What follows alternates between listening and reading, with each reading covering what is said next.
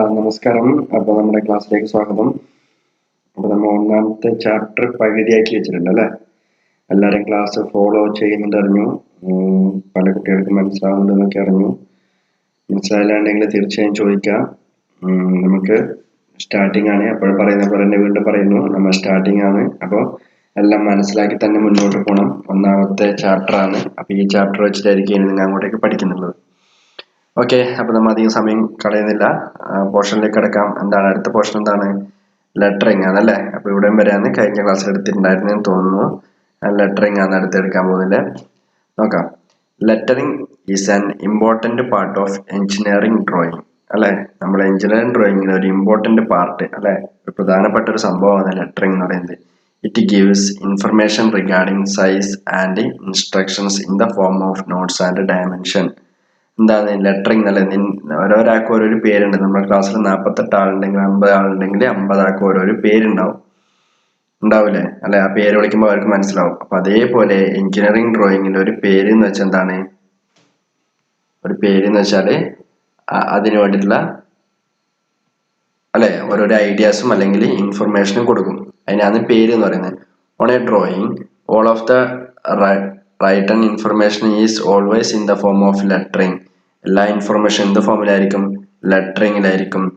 The writing alphabets and numerals such as ABCD to Z വരെയും 1 2 3 മുതൽ 9 0 വരെയും is called lettering. A മുതൽ Z വരെയും 1 മുതൽ 10 വരെ അല്ലെങ്കിൽ 0 വരെ അതിനെയാണ് എന്ത് പറയുന്നത്? ലെറ്ററിങ് എന്ന് പറയുന്നത്. All these notes and dimensions in the drawing should written just like printing. ഒരു പ്രിന്റ് ചെയ്ത പോലെ വേണം എന്താണ് ലെറ്ററിങ് അല്ലെങ്കിൽ എഴുതാൻ വേണ്ടിയിട്ട്. നമ്മൾ സാധാരണ പെണ്ണുകൊണ്ടോ പെൻസിലുകൊണ്ടോ എഴുതുന്ന പോലെ പേരോ അല്ലെങ്കിൽ ഡ്രോയിങ്ങിന്റെ ഒരു അങ്ങനെയൊന്നും എഴുതരുത്. ജസ്റ്റ് എന്താണ് പ്രിന്റ് ഒരു സാധനം പ്രിന്റ് ചെയ്ത് വരുമ്പോൾ അങ്ങനെ ഉണ്ടാവും. അതുപോലെ ആയിരിക്കണം എന്തെന്ന് നമ്മുടെ ഡ്രോയിങ് ഷീറ്റിലേക്ക് ചെയ്യേണ്ടത്. നോക്കാം. ഫസ്റ്റ് നോക്കാം, single stroke lettering. Bureau of Indian standard BAS നമ്മൾ നേരത്തെ പഠിച്ചു. എന്താണ് BAS നോക്കിയാൽ? Recommended single stroke letters for engineering drawing. In single stroke lettering thickness of letters and numbers should be made uniform such as obtained in one stroke of pencil. എന്താണ് single stroke എന്ന് പറയുമ്പോൾ എന്തായിരിക്കും? ലെറ്ററിങ്ങിന്റെ തിക്നെസ്സും number should be made uniform. Thickness യൂണിഫോമിലായിരിക്കും. Uniform എന്ന് പറഞ്ഞാൽ എന്താണ്? ഒരേപോലെ ആയിരിക്കും. അതിനെയാണ് സിംഗിൾ സ്ട്രോക്ക് ലെറ്ററിംഗ് എന്ന് പറയുന്നത്. Type and size of letters. The single stroke letters recommended by BAS can be classified into the following 2 categories. Single stroke lettering തന്നെ എത്ര ക്ലാസിഫൈ ചെയ്തിട്ടുണ്ട്? എത്രയായി തരംതിരിച്ചിട്ടുണ്ട്? 2 ടൈപ്പായി തരംതിരിച്ചിട്ടുണ്ട്. എത്രയാണ്? 2 ടൈപ്പായിട്ട്. അപ്പോൾ സിംഗിൾ സ്ട്രോക്ക് ലെറ്ററിംഗ് എന്ന് പറഞ്ഞാൽ എന്താണ്? യൂണിഫോമിലായിരിക്കും, ഒരേപോലെ ആയിരിക്കും, യൂണിഫോം തിക്നെസ് ആയിരിക്കും. ഓക്കെ, അത് 2 ടൈപ്പ് ഉണ്ട്. എന്തൊക്കെയാ ടൈപ്പ് നോക്കാം. Vertical and inclined. ഇൻക്ലൈൻഡ് എന്ന് പറയുമ്പോൾ ബ്രാക്കറ്റിൽ കാണുന്നുണ്ടാണ് 15 ഡിഗ്രി ടു റൈറ്റ്, 15 ഡിഗ്രി വലത്തേക്ക് അല്ലെ? വെർട്ടിക്കൽ എന്ന് പറയുമ്പോൾ 0 ഡിഗ്രി നോക്കാം. The vertical letter have stems perpendicular to the base line lettering but for inclined lettering in the stems are inclined 50 degree to right. Simple ആണ്, ഒന്നും അറിയാനില്ല. നോക്കിയേ, വെർട്ടിക്കൽ എന്ന് പറയുമ്പോൾ ഒക്കെ അറിയില്ലേ? വെർട്ടിക്കൽ എന്ന് പറയുമ്പോൾ എന്താണ്? സ്ട്രൈറ്റ് അല്ലേ? 90 degree. The vertical letters have stems perpendicular to the base of lettering. നമ്മൾ എന്ത് ചെയ്യും? വരയ്ക്കുന്ന സമയത്ത് ഫസ്റ്റ് ഒരു ലൈൻ വരക്കും അല്ലെ? ഒന്ന് അതായത് ക്രോസിലാവേണ്ട അറിഞ്ഞിട്ട് നമ്മൾ പറയില്ലേ, കൊച്ചിന്ന് കൊയിലാണ്ടിക്കെല്ലാം പോകുന്ന ചിലവർ എഴുതുമ്പോൾ. അപ്പൊ അത് വേണ്ട വെച്ചാൽ എന്ത് ചെയ്യും? നമ്മൾ പെൻസിലോണ്ട് ജസ്റ്റ് തിന്നായിട്ട് ഒരു ലൈൻ വരക്കും. ആ ലൈനിന് പെർപെൻഡിക്കുലർ 90 ഡിഗ്രി ആ രീതിയിലാണ് വരേണ്ടത് നമ്മുടെ വെർട്ടിക്കൽ ലൈൻ വരേണ്ടത്, അല്ലെങ്കിൽ അതിന് 0 ഡിഗ്രി വരും. നമുക്ക് അടുത്ത നോക്കിയാൽ ഇൻക്ലൈൻഡ് പറയുമ്പോൾ എന്താണ്? ചെരിഞ്ഞത്. നമുക്ക് അതിന്റെ പേരിൽ തന്നെ ഉണ്ടല്ലേ? എത്ര ഡിഗ്രി ചെരിയണം? 50 ഡിഗ്രി ടു റൈറ്റ്, 15 ഡിഗ്രി വലതുവശത്തേക്ക് തിരിയണം. അപ്പൊ 15 ഡിഗ്രി വലതുവശത്തേക്ക് തിരിഞ്ഞിട്ട് എന്ത് വരക്കും? നമ്മൾ ഡ്രോയിങ് വരക്കും. അപ്പോൾ അങ്ങനെയാണ്. ഇപ്പൊ ഇത് നമ്മളെ ഫിഗറിൽ കാണിച്ചതാ. ഫസ്റ്റ് ഈ മൗസിന്റെ പോയിന്റ് കാണുന്നത് ഇതാണ്. എന്താണ്? Single stroke vertical lettering. Vertical എന്ന് പറയുമ്പോൾ നോക്കിയാൽ സ്ട്രൈറ്റ് ആയിട്ടില്ലേ? ചെരിഞ്ഞിട്ടുണ്ടോ? ഇല്ല. ഇടത്തേക്കും ഇല്ല വലത്തേക്കൊന്നും ചെരിഞ്ഞിട്ടില്ല. സിംഗിൾ സ്ട്രോക്ക് ഇൻക്ലൈൻഡ് ലെറ്ററിംഗ് നോക്കിയേ എന്താണ്? വലതുവശത്തേക്ക് ചെരിഞ്ഞിട്ടുണ്ട്. ചെരിവ് എത്രയാണെന്ന് ഇവിടെ പറഞ്ഞിട്ടുണ്ട്? 15 ഡിഗ്രി ചെരിവുണ്ടെന്ന് നമ്മുടെ ടെക്സ്റ്റ് ബുക്കിൽ പറഞ്ഞിട്ടുണ്ട്. അടുത്ത നോക്കാം, Roman lettering. In lettering, in which all the letters formed by thick and thin elements is called Roman lettering. It may be vertical or inclined or inclined. അത് ആവശ്യമില്ല, അത്ര ഇമ്പോർട്ടൻ്റ് ആയിട്ട് കൊടുത്തിട്ടില്ല. പിന്നെ എന്താണ് line type and its application. Class എടുത്തില്ല എന്ന് തോന്നുന്നു. ഓക്കെ, എന്തായാലും എടുത്താലും നമുക്ക് കണ്ടിന്യൂ. ഓക്കെ, കണ്ടിന്യൂസ് തിക്ക് അല്ലെ, ഓരോരോ ലൈനിനും ഓരോരോ ഫംഗ്ഷൻ ഉണ്ട്. ഓരോരോ ലൈനിനും ഓരോരോ ഫംഗ്ഷൻ ഉണ്ട്. അതാണ് ഞാൻ പറഞ്ഞ നിങ്ങൾ മുമ്പ് ചെയ്ത എക്സാമില് പലരും എന്തൊക്കെയോ വരച്ച് കാണിച്ചു വെച്ചിട്ടുണ്ട്. ഫിഗർ ഏതൊന്നും കാണുന്നില്ല, അല്ലാന്നുണ്ടെങ്കിൽ ഡയമെൻഷൻ ലൈൻ മാത്രം കാണുന്ന, അങ്ങനെ എന്തൊക്കെയോ ഉണ്ട്. അപ്പോൾ ഓരോ ലൈനിനും ഓരോ പെൻസിൽ യൂസ് ചെയ്യാൻ പറഞ്ഞിരുന്നു. അപ്പോൾ ഓരോ ലൈനിനും എന്തുണ്ട്, അതിൻ്റെതായ യൂസ് ഉണ്ട്. നോക്കാം. കണ്ടിന്യൂസ് തിക്ക് പറയുമ്പോൾ ഡയഗ്രാം കാണിച്ചിട്ടുണ്ട്. നല്ല കട്ടിയിലെ ലൈൻ എന്തിനാണ്? വിസിബിൾ എഡ്ജസിനും വിസിബിൾ ഔട്ട്ലൈൻസിനും. കാണുന്ന എഡ്ജസ്, അതായത് നമ്മുടെ അറ്റം അല്ലെ, ഒരു ചതുരം വരയ്ക്കുമ്പോൾ അല്ലെങ്കിൽ ഒരു 3D വരയ്ക്കുന്ന സമയത്ത്, ക്യൂബ് വരയ്ക്കുന്ന സമയത്ത് എന്താണ്, വിസിബിൾ എഡ്ജസിന് വേണ്ടിയിട്ടാണ് കണ്ടിന്യൂസ് തിക്ക്, വിസിബിൾ ഔട്ട്ലൈൻസ്. കാണുന്ന, നമുക്ക് നോക്കുമ്പോൾ കാണുന്ന ഒരു ഔട്ട്ലൈൻസ് കാണിക്കാൻ വേണ്ടിയിട്ടാണ് എന്ത് പറയുന്നത്, കണ്ടിന്യൂസ് തിക്ക്. രണ്ടാമത് നോക്കിയേ, കണ്ടിന്യൂസ് തിൻ എന്തിനാണ് നോക്കിയാൽ ഇതാ, dimension line, extension line, leader line, projection line, short centre line, hatching line, construction line അല്ലെ. നമ്മൾ ചിത്രം വരയ്ക്കുന്ന സമയത്ത് തിന്നായിട്ട് ചെറുങ്ങനെ ഞെളുപ്പ് എന്ന് പറയും അല്ലെ, ഞെളുപ്പ് എന്ന് പറഞ്ഞാൽ അറിയായിരിക്കും. ഞെളുപ്പില് ഒരു ഫിഗറും വരച്ചിട്ട് ഡയമെൻഷൻ ലൈൻ നല്ല കട്ടിക്ക് ഇങ്ങനെ ആക്കി കൊടുക്കുന്നു ചിലവരുടെ. അത് അവരെ കഴിവാണ് അല്ലെ, ചിത്രം വരയ്ക്കുന്നത് അവരെ കഴിവാണ്. പക്ഷെ എഞ്ചിനീയറിംഗ് ഡ്രോയിങ് ആരെയും കഴിവല്ല, അത് എല്ലാവർക്കും വരയ്ക്കാൻ പറ്റുള്ളൂ. സ്കെയിലും പെൻസിലും യൂസ് ചെയ്ത് വരയ്ക്കുന്നതാണ്. അപ്പൊ എന്താണ് നമ്മൾ പറഞ്ഞിടത്തേക്ക് എത്തി. കണ്ടിന്യൂസ് തിൻ എന്ന് പറയുമ്പോൾ കട്ടി കുറഞ്ഞിട്ട് കണ്ടിന്യൂസ് ആയിട്ട് ഗ്യാപ്പ് ഇല്ലാത്ത ലൈൻ എന്തിനാണ്, ഡയമെൻഷൻ ചെയ്യാൻ വേണ്ടിയിട്ട്. ഒരു ലൈൻ ഇത്ര സെന്റിമീറ്റർ ഉണ്ടെന്ന് കാണിക്കാൻ വേണ്ടത് അതിനാണ് ഡയമെൻഷൻ എന്ന് പറയുന്നത്. എക്സ്റ്റൻഷൻ ലൈൻ, നീട്ടി വരയ്ക്കുന്ന ലൈൻ, ഇതിനൊക്കെയാണ് കണ്ടിന്യൂസ് തിൻ ലൈൻ വരയ്ക്കുന്നത്. ഇനി നോക്കാം, സെൻട്രൽ ലൈനിന്റെ പേരിൽ തന്നെ ഉണ്ട് അല്ലെ. സെൻട്രൽ ലൈൻ കാണുമ്പോൾ നോക്കി എങ്ങനെ നോക്കിയേ, വലിയൊരു വര, ചെറിയൊരു വര, വലിയൊരു വര, അതിനാണ് സെൻട്രൽ ലൈൻ എന്ന് പറയുന്നത്. അപ്പോൾ സെൻട്രൽ ലൈൻ എന്തിനാ യൂസ് ചെയ്യുന്നത്, സെൻട്രൽ ലൈൻ കാണിക്കാൻ വേണ്ടിയിട്ട്. ഓക്കെ, ഡാഷ്ഡ് ലൈൻ എന്തിനാണ്, ഓക്കെ, ഡാഷ്ഡ് ലൈനൊക്കെ ഒരേപോലെയുള്ള കുറെ ഇങ്ങനെ ഗ്യാപ്പ് വിട്ടുള്ള ലൈനാണ് ഡാഷ്ഡ് ലൈൻ എന്ന് പറയുന്നത്. എന്താണ് അതിന്റെ ഫംഗ്ഷൻ എന്ന് പറയുന്നത്, ഹിഡൻ എഡ്ജസ്, ഹിഡൻ ഔട്ട്ലൈൻസ്. അതായത് കാണാത്ത, ഇപ്പൊ ഒരു ചതുരം അല്ലെങ്കിൽ ഒരു മേശ ഉണ്ട്, മേശയുടെ മറുവശം നമുക്ക് കാണില്ല, പക്ഷെ ഡ്രോയിങ്ങിൽ ഇത് കാണിക്കണം. അപ്പൊ അതിനെന്തായിരിക്കും, ഹിഡൻ എഡ്ജസ് കാണിക്കാൻ വേണ്ടിയിട്ടാണ് ഡാഷ്ഡ് ലൈനിലുള്ളത്. Continuous narrow free hand line, termination of partial interrupted views, cuts and sections. ഇപ്പൊ നമ്മ ഒരു വലിയ സാധനത്തിന് കട്ട് സെക്ഷൻ ആയിട്ടൊക്കെ കാണിക്കുന്നുണ്ടെങ്കിൽ, അല്ലെങ്കിൽ ഒരു 200 മീറ്റർ നീളമുണ്ട്. അപ്പൊ എന്ത് ചെയ്യും, നമ്മ ഒരു ഫിഗറിന് പകുതി ഇങ്ങനെ ഫ്രീ ഹാൻഡിൽ ഇങ്ങനെ വരച്ചിട്ട് വീണ്ടും അതിന്റെ അപ്പുററ്റം വീണ്ടും ക്ലാസ്സിലേക്ക് വരുന്ന സമയത്ത് കാണിക്കാവുന്നതും ആ സമയത്ത് യൂസ് ചെയ്യുന്നതാണ് എന്തത്, കണ്ടിന്യൂസ് ഫ്രീ ഹാൻഡ് ലൈൻ. നിങ്ങൾ വരച്ച ചിത്രമല്ല കണ്ടിന്യൂസ് ഫ്രീ ഹാൻഡ് വരച്ചാണ്, പൊട്ടത്തരം വരച്ച് വെച്ചാണ്. ഓക്കെ, അടുത്ത നോക്കാം, കണ്ടിന്യൂസ് നാരോ സിക്സാഗ് ലൈൻ. ഈ ഫിഗറൊക്കെ നിങ്ങൾ ചിലപ്പോൾ ഇടയ്ക്ക് കണ്ടിട്ടുണ്ടാവുമായിരിക്കും. Termination of partial interrupted views, cuts and sections, same function ആണ്. എന്താണ്, continuous narrow zigzag line. Chain line നോക്കിയേ, chain line, section of plane, ഒരു പ്ലെയിന്റെ സെക്ഷൻ കാണിക്കാൻ വേണ്ടിയിട്ട് എന്തിനാണ് ചെയിൻ ലൈൻ കാണിക്കുന്നത്. നോക്കാം, അടുത്ത ഡയമെൻഷൻ. അത് മനസ്സിലാക്കാണെന്ന് വിചാരിക്കുന്നു. ഡയമെൻഷൻ ഇമ്പോർട്ടന്റ് ടേം ആണ്. ഇനി അങ്ങോട്ട് നമുക്ക് ഏത് സമയം, അതായത് എഞ്ചിനീയറിംഗ് ഡ്രോയിങ് പഠിക്കുന്നുണ്ടെങ്കിൽ ഒരാൾക്ക് ഡയമെൻഷൻ ചെയ്യാൻ അറിഞ്ഞിരിക്കണം. ഇതൊരു തിയറി പഠിക്കാനില്ല, പക്ഷെ ഡയമെൻഷൻ ചെയ്യുന്നത് എങ്ങനെയാണെന്ന് പഠിക്കാനുണ്ട്. അപ്പൊ അത് പഠിച്ചാലേ പറ്റൂ. സിമ്പിൾ ആണ്. Dimension is essential part of drawing അല്ലെ, പറഞ്ഞ പോലെ തന്നെ ഇമ്പോർട്ടന്റ് പാർട്സ്, അതായത് ഒരു വളരെ അത്യാവശ്യം അല്ലെ, നമുക്കൊരു ഹൃദയം എങ്ങനെ, അതേപോലെയാണ് ഡയമെൻഷനിങ് എന്ന് പറയുന്നത്. കാരണം ഞാൻ വരച്ച ചിത്രം നിങ്ങൾക്ക് മനസ്സിലാവണമെന്നുണ്ടെങ്കിൽ ഞാൻ ഡയമെൻഷൻ ചെയ്തത് കറക്റ്റ് ആയിരിക്കണം. ഡയമെൻഷൻ എന്ന് പറഞ്ഞാൽ അടയാളപ്പെടുത്തുക, മറന്നില്ല.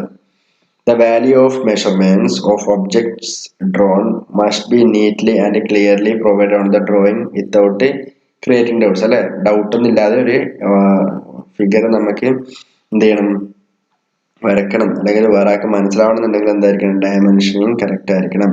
There are different types of arrangement of dimensioning. They are chain dimensioning, parallel dimensioning, combined dimensioning, superimposed running dimensioning by coordinates. 5 types dimensioning പഠിക്കേണ്ടത്ര, 5 ടൈപ്പ് ഡയമെൻഷനിങ്. ഒരു ഫിഗർ തെറ്റായിട്ട് ഡയമെൻഷൻ തന്നിട്ട് നിങ്ങളോട് ശരിയാക്കി വരക്കാൻ പറയും. ഞാൻ കഴിഞ്ഞ എക്സാമിന് അങ്ങനെ തന്നതാണ്. കുറെ നല്ലവരായ കുട്ടികൾ അത് അതേപോലെ വരച്ചിട്ട് അതേപോലെ ഡയമെൻഷൻ ചെയ്തിട്ട് എനിക്ക് സബ്മിറ്റ് ചെയ്തിട്ടുണ്ട്.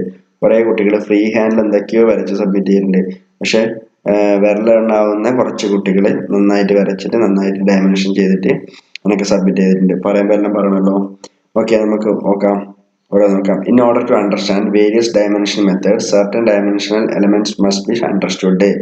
ദേ ആർ സ്പെസിഫൈഡ് ഇൻ ഫിഗർ 1.14. നോക്കിയേ, ഫസ്റ്റ് നോക്കിയേ, dimension line, extension line, leader line, arrow head, dimension text, ഇതൊക്കെ എന്താണെന്ന് നമുക്ക് അറിഞ്ഞിരിക്കും. എന്നാലേ ഡയമെൻഷൻ ചെയ്യുന്നത് എങ്ങനെ നമുക്ക് അറിയാൻ പറ്റും. ഫസ്റ്റ് നമുക്ക് ഡയമെൻഷൻ ലൈൻ നോക്കാം. ഇവിടെ ഡയമെൻഷൻ ലൈൻ കാണിച്ചില്ലേ, ഇതാണ് ഡയമെൻഷൻ ലൈൻ അല്ലെ, തിന്നാണ്. ഇതാണ് നമ്മുടെ ഔട്ടർ എഡ്ജ് അല്ലെങ്കിൽ വിസിബിൾ ലൈൻ എന്ന് പറയുന്നത് ഇതാണ് അല്ലെ. ഇതിനേക്കാളും തിന്നല്ലേ ഈ ലൈൻ, ആണ് ഡയമെൻഷൻ ലൈൻ. ഇത് ഔട്ടർ ലൈനാണ്, ഇത് ഡയമെൻഷൻ ലൈനാണ്. ഡയമെൻഷൻ ലൈൻ തിന്നാണ്. സാധാരണ കണ്ടിന്യൂസ് ആയിട്ട് ഒരു തിൻ ലൈനാണ് ഡയമെൻഷൻ ലൈൻ എന്ന് പറയുന്നത്. എക്സ്റ്റൻഷൻ ലൈൻ എന്താണ്? എക്സ്റ്റൻഷൻ ലൈൻ എടുത്തു, ഇതാണ് എക്സ്റ്റൻഷൻ ലൈൻ അല്ലെ. ഒന്നിന്റെ അതായത് ഇത് ഇവിടുന്ന് ഇവിടം വരെ എത്ര സെന്റിമീറ്റർ ഉണ്ടെന്ന് കാണിക്കാൻ വേണ്ടിയിട്ട് എക്സ്റ്റെൻഡ് ചെയ്യുന്നത്. എക്സ്റ്റെൻഡ് നോക്കി ഇവിടെ ഗ്യാപ്പ് കൂട്ടിയിട്ടുണ്ടാവും, ഇതിനോട് മുട്ടിയിട്ടുണ്ടാവില്ല, അതായത് നമ്മുടെ ഒബ്ജക്റ്റിനോട് മുട്ടിയിട്ടുണ്ടാവില്ല. എക്സ്റ്റൻഷൻ ലൈൻ തിന്നായിരിക്കും, നമ്മുടെ ഡയമെൻഷൻ ലൈൻ പോലെ തന്നെയാണ്. അതിനാണ് എക്സ്റ്റൻഷൻ ലൈൻ എന്ന് പറയുന്നത്. നോക്കി, ഇപ്പുറത്തെ എക്സ്റ്റൻഷൻ ലൈൻ ഇവിടെ ഈ ഒബ്ജക്റ്റിന് മുട്ടിയിട്ടുണ്ടാവില്ല, അതിനെയാണ് എക്സ്റ്റൻഷൻ ലൈൻ എന്ന് പറയുന്നത്. സാധാരണ ഒരു ലൈൻ. ലീഡർ ലൈൻ നോക്കിയേ, ലീഡർ ലൈൻ എവിടെയാണ്? ലീഡർ ലൈൻ എന്ന് പറഞ്ഞാല് എന്താണ്, നമുക്ക് സെന്റർ ഒക്കെ കാണിക്കാൻ പറ്റില്ല. ലീഡർ ലൈൻ എന്ന് പറയുന്നത്. ആരോ ഹെഡ് നോക്കിയേ, ആരോ ഹെഡ് എടുത്തു, ആരോ ഹെഡ് എടുത്തു, അത് ഇവിടെ ആരോ ഹെഡ്. ആരോ ഹെഡ് വരയ്ക്കുന്നതിന് റേഷ്യോ ഒക്കെ ഉണ്ട്. അതായത് നീളം വീതി ഉണ്ട് അല്ലെ. കുറച്ച് അതായത് ചെരിഞ്ഞ വശം 3 സെന്റിമീറ്റർ ആണെങ്കിൽ അല്ലെങ്കിൽ 3 mm ആണെങ്കിൽ എന്താണ്, അതിന് തമ്മിൽ മുട്ടിക്കുന്ന ഒരു ലൈൻ ഉണ്ട്. ഇതൊക്കെ ഇതിപ്പോ അത്ര സുമേരി കാണിക്കാൻ പറ്റില്ല. രണ്ട് സൈഡ് ചെരിഞ്ഞിട്ടുണ്ട്, ഒരു സൈഡ് നേരെയുണ്ട് അല്ലെ. ഇങ്ങനെയല്ലേ വരക്കട്ടെ. മൗസ് അനങ്ങുന്ന വ്യൂ ഒന്ന് നോക്കാം. ഇങ്ങോട്ട് വന്നു ഇങ്ങനെ അല്ലെ, ഒരു ത്രികോണം പോലെ വരക്കല്. അപ്പൊ ആ സ്ട്രൈറ്റ് ആയിട്ടുള്ള പോർഷൻ 1 ആണെങ്കിൽ മറ്റത് 3 ആയിരിക്കണം. 3 സെന്റിമീറ്റർ ചെരിഞ്ഞിട്ട് വരക്കുന്നുണ്ടെങ്കിൽ 1 സെന്റിമീറ്റർ നേരെ വരക്കണം. അതാണ് അതിന്റെ റേഷ്യോ എന്ന് പറയുന്നത്. ഡയമെൻഷൻ ടെക്സ്റ്റ് എവിടെയാണ്? ഡയമെൻഷൻ ടെക്സ്റ്റ് ഇടാം. ഓക്കെ, ഈ R42 എന്ന് പറഞ്ഞാൽ എന്താണ്? ഇതിന്റെ റേഡിയസ് അല്ലെ, ഈ വൃത്തത്തിന്റെ റേഡിയസ് ആണ് 42 എന്ന് പറയുന്നത് അല്ലെ. 42, സോറി, ഇതിന്റെ റേഡിയസ് അല്ല, ഇതിന്റെ റേഡിയസ് ആണ് കേട്ടോ, തെറ്റിപ്പോയി. ഇതിന്റെ റേഡിയസ്, അതായത് ഈ സിലിണ്ടറിന്റെ അല്ലെ ഈ പോർഷന്റെ ഈ ചെരിഞ്ഞിട്ടില്ലേ ഈ റേഡിയസ് ഞാൻ എന്ത് പറയുന്നത്? R42. എവിടുന്ന ഇതിന്റെ ഇതെങ്ങനെ കണക്കാക്കല്? ഈ സെൻട്രൽ നിന്നും ഇവിടം വരെയുള്ള ഈ ലെങ്തിനെയാണ് എന്ത് പറയുന്നത്? R42 അല്ലെങ്കിൽ 42 റേഡിയസിലാണ് ഇത് വരച്ചിട്ടുള്ളത്. ഓക്കെ, അപ്പൊ ഇത് ഓക്കെ. ഇതിന്റെ ലെറ്ററിങ് നോക്കിയേ, 530 എന്നുണ്ട് അല്ലെ. ഇവിടെ ഒരു ആരോ മാർക്ക് ഉണ്ട്, ഇവിടെ ഒരു ആരോ മാർക്ക് ഉണ്ട്. അപ്പൊ എന്താ അർത്ഥം? ഈ വരച്ചിട്ടുള്ള വൃത്തം അതിന്റെ വ്യാസം അല്ലെ, മലയാളത്തിൽ വ്യാസം എന്ന് പറയും, ഇംഗ്ലീഷിൽ എന്തെന്ന് പറയല് ഓർമ്മയില്ല. ഓക്കെ, അപ്പോൾ റേഡിയസ് 2 റേഡിയസ് കൂടിയാന്നല്ലേ, ഒരു എന്താ അതിന് പറയല്, മറന്നു, സോറി. സിമ്പിളാണ്, പക്ഷെ നാവിന്റെ പൊടിക്കണ്ട് കിട്ടുന്നില്ല. ഡയമീറ്റർ, സോറി, ഡയമീറ്റർ കിട്ടി. ഡയമീറ്റർ ആണ് 30 എന്ന് പറയുന്നത്. ഡയമീറ്ററിന്റെ സിമ്പിളാണ് ഈ 5 എന്ന് പറയുന്നത്. ഒരു വട്ടം വരച്ചിട്ട് നടുവിൽ ക്രോസ് ചെയ്യുന്നതാണ് അതിന്റെ സിമ്പിൾ എന്ന് പറയുന്നത്. അപ്പൊ നമ്മൾ എന്ത് ചെയ്തു? ഓരോരോ പോർഷനും പഠിച്ചു. അടുത്ത് നോക്കാം, ചെയിൻ ഡയമെൻഷനിങ്. എന്താണ് ചെയിൻ ഡയമെൻഷനിങ്? നോക്കിയേ, ഒരു ഫിഗർ ഇവിടെ കാണുന്നുണ്ട്. അതിന് ഇതിന്റെ നീളം, ഇതിയുടെ നീളത്തേക്കുള്ള നീളം നല്ല വ്യത്യാസമാണ് അല്ലെ. അപ്പൊ ആ വ്യത്യാസം കാണിച്ചിട്ട് നോക്കാം. Chain dimension uses the end point of the previous dimension as the datum and dimension lines of all dimension are in the same. ഒന്നുമില്ല, സിമ്പിൾ ആണ്. അതായത് എന്ത് ചെയ്തു? ഇതാണ് എക്സ്റ്റൻഷൻ ലൈൻ അല്ലെ, ഒബ്ജക്റ്റിനെ മുട്ടിയിട്ടില്ല. ഇതാണ് എക്സ്റ്റൻഷൻ ലൈൻ എന്ന് പറയുന്നത്. അപ്പൊ ഫസ്റ്റ് ഇതിനെ നമ്മൾ എന്ത് ചെയ്തു? റെപ്രസെന്റ് ചെയ്തു.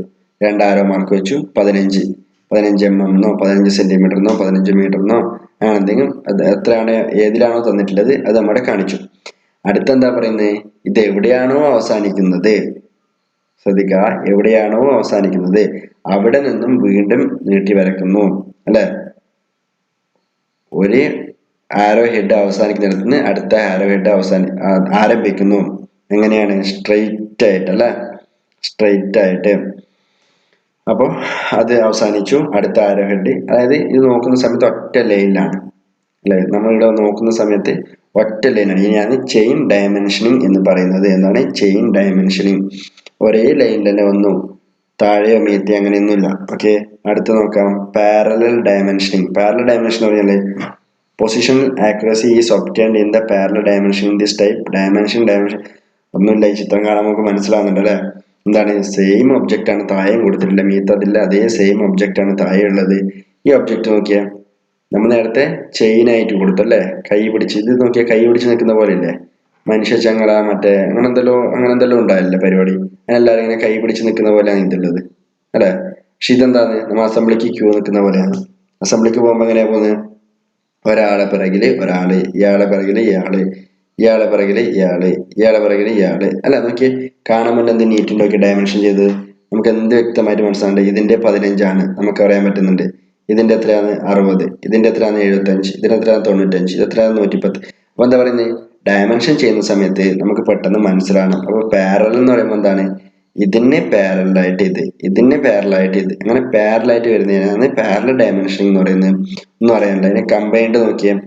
This is A combination of chain dimension and parallel dimension. In this type dimension method may be used as class room exercise. ഒന്നുമില്ല, സിമ്പിൾ ആണ്. എന്താണ്, രണ്ടും കമ്പൈൻ ചെയ്തിട്ടുള്ളത് നോക്കിയേ. ഇവിടെ ചെയിൻ ആയിട്ടുണ്ട്. ചെയിൻ എന്ന് വെച്ചാൽ ഈ ആരോ ഹെഡ് കഴിയുന്നിടത്ത് തന്നെ തുടങ്ങണമെന്നില്ല, ഇതേ ലൈൻ തന്നെ വന്നാലും മതി. ഓക്കെ, നോക്കിയേ, ചെയിനും ഉണ്ട് പാരലലും ഉണ്ട്. കാരണം ഇതിന് പാരലാണ് ഇത്, ഇതിന് പാരലാണ് ഇത്. അപ്പോൾ കമ്പൈൻഡ് ഡയമെൻഷനും ചെയ്യാവുന്നതാണ്. Super imposer running dimension figure shows the detailed supervisor running dimension in the both direction. This method is applicable only space limitation. എന്താ പറയുന്നത്, നമുക്ക് ഒരു ഫിഗർ വരയ്ക്കുന്ന സമയത്ത് സ്പേസ് ലിമിറ്റേഷൻ ഉണ്ടെങ്കിൽ, കാരണം പാരലൽ അല്ലെങ്കിൽ പിന്നെ ചെയിൻ്റെ അങ്ങനെ എന്തെങ്കിലും ആയിട്ട് എന്താണ് നമുക്ക് സ്പേസ് ഇല്ലാത്ത സമയം അങ്ങനെ ഉണ്ടെങ്കിൽ എന്ത് ചെയ്യാം, സൂപ്പർ ഇമ്പോസർ. ഇതിൽ എന്തൊക്കെ തന്നിട്ടുണ്ട് നോക്കിയേ, ഇവിടെ പാരലായിട്ട് തന്നിട്ടുണ്ട്, ചെയിൻ ആയിട്ട് തന്നിട്ടുണ്ട്, റേഡിയസ് മാർക്ക് ചെയ്തിട്ടുണ്ട്, വെർട്ടിക്കലായിട്ട് മാർക്ക് ചെയ്തിട്ടുണ്ട്. ഇതിലാണ് സൂപ്പർ ഇമ്പോസർ ഡയമെൻഷനിങ് എന്ന് പറയുന്നത്. ഡയമെൻഷൻ ബൈ കോർഡിനേറ്റ്സ് എന്ന് പറഞ്ഞാൽ എന്താണ്, figure shows the details coordinate dimension method. Exact dimension from the both data access to respective center of the holes can be easily understood. നോക്കിയേ, അതായത് ഒരു ഇതൊക്കെ നമ്മൾ യൂസ് ചെയ്യില്ല സാധാരണ, ആദ്യത്തെ 3 ടൈപ്സ് മാത്രമേ യൂസ് ചെയ്യുള്ളൂ. എന്താ പറയുന്നത്, ഇവിടെ കുറെ ഡയമെൻഷൻ ഉണ്ട്. 1 എക്സിൽ 15, വൈയിൽ 20, 5 10. എന്താ പറയുന്നത്, figure shows the detail coordinate dimension method. Exact dimension from the both datum axes to the respective center of the holes can be easily understood. ഹോൾസിന്റെ സെന്റർ നോക്കിയിട്ടാണ് കണ്ടുപിടിക്കുന്നത്. ഇവിടെ നോക്കിയ 1 നമ്പർ 1 എക്സ് എത്രയാണ് 15, എക്സ് എത്രയാണ് 15, വൈ എത്രയാണ് 20. അതിന്റെ കോർഡിനേറ്റ്സ് വൈ കോർഡിനേറ്റ്സും എക്സ് കോർഡിനേറ്റ് നോക്കിയിട്ടാണ് നോക്കുന്നത്. നമുക്കിതൊന്നും അത്ര ഇമ്പോർട്ടൻ്റ് ആയിട്ട് പഠിക്കാനില്ല. നോക്കിയേ, മെത്തേഡ്സ് ഉണ്ട് ഡയമെൻഷനിങ്. നോക്കിയേ, 2 methods are recommended by Bureau of Indian Standards. They are called method 1 and method 2. In a drawing, only one method should be used as per syllabus. Method 1 is used in the learning material. നമുക്ക് എത്ര പഠിക്കാനില്ല, method 1 ഉപയോഗിച്ചിട്ടാണ് നമ്മൾ സാധാരണ പഠിക്കുന്നത്. നോക്കാം. In this method, all the dimensions are placed parallel to the dimension line. The dimension value should be placed above